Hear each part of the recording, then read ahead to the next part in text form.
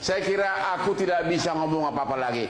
Sebaiknya Rismon Sianipar, kau pulanglah ke Tapanuli, menghadaplah raja-raja adat di Batak, ya, agar kau jangan sampai merusak nama baik putra-putra Batak. Kalau memang kau yakin benar, berjuang terus.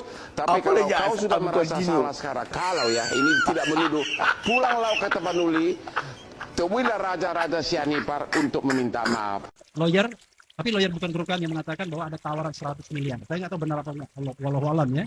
100 miliar agar ini bisa diselesaikan. Memang tidak ada godaan-godaan terhadap orang-orang yang dari 8 itu. Ada. Dan saya mendengar sendiri dari yang bersangkutan. Tapi saya nggak sebut nama, nggak etis kan. Bayangkan, salah satunya adalah umroh, bayangkan. Umroh, di sana sudah ditunggu. Tapi dia tidak cerita sampai ke sananya kan. Cerita cuma umrohnya doang. Dia kaget, loh kok pas di sana bisa masuk raudo mudah sekali. Hebat sekali kan orang itu kan. Bisa masuk raudo berlama-lama, padahal biasanya kita antri kan.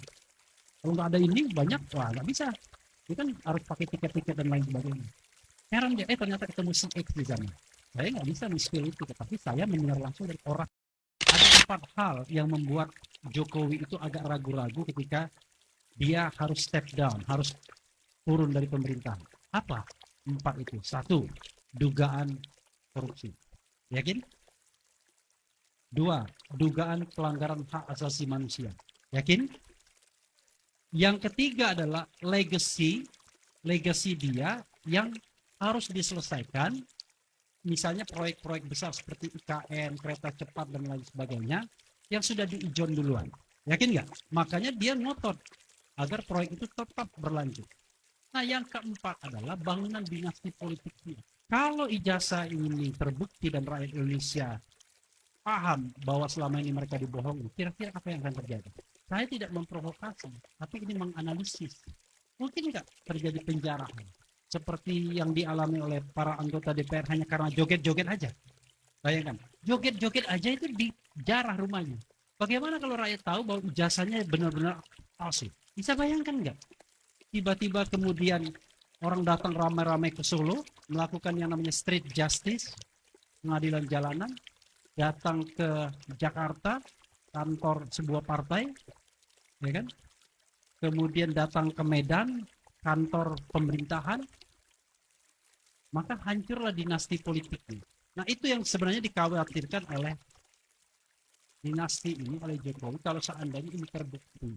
Jadi nggak ringan, karena itu dia at all cost mempertahankan ini. Dan kemudian memanfaatkan kalian punya mental, apa? Mudah jenuh untuk mengawal sebuah isu. Nanti juga orang akan lupa. Kita mahasiswa saja skeptis, apalagi masyarakat kebanyakan. Ya kan? Nggak penting soal ijazah. Udahlah. Lalu kemudian muncul deploy uang besar-besaran. Ada lawyer, tapi lawyer bukan Gurkan yang mengatakan bahwa ada tawaran 100 miliar. Saya nggak tahu benar apa enggak. Walau alam ya. 100 miliar agar ini bisa diselesaikan. Memang tidak ada godaan-godaan terhadap orang-orang yang dari 8 itu. Ada. Dan saya mendengar sendiri dari yang bersangkutan. Tapi saya nggak sebut nama.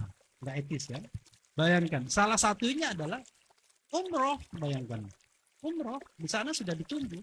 Tapi dia tidak cerita sampai ke sananya kan. Cerita cuma umrohnya doang. Dia kaget, loh kok pas di sana bisa masuk raudo mudah sekali. Hebat sekali kan orang itu kan. Bisa masuk raudo berlama-lama, padahal biasanya kita antri kan. Kalau nggak ada ini banyak, wah nggak bisa. Itu kan harus pakai tiket-tiket dan lain sebagainya. Heran dia, ternyata ketemu si X di sana. Saya nggak bisa men-spill itu, tetapi saya mendengar langsung dari orang. Sudah tinggalkan saja semua persoalan waktu kita sejenak untuk membebaskan pikiran dan biarkan terbang tinggi sampai melayang jauh menembus awan. Sementara tinggalkan semua aturan yang kadang terlalu mengikat dan tak beralasan. Memang benar kita perlu cooling down dan melonggarkan pakaian. Insaflah wahai manusia, jika dirimu saja. Dunia hanya naungan untuk makhluk ciptaan Tuhan.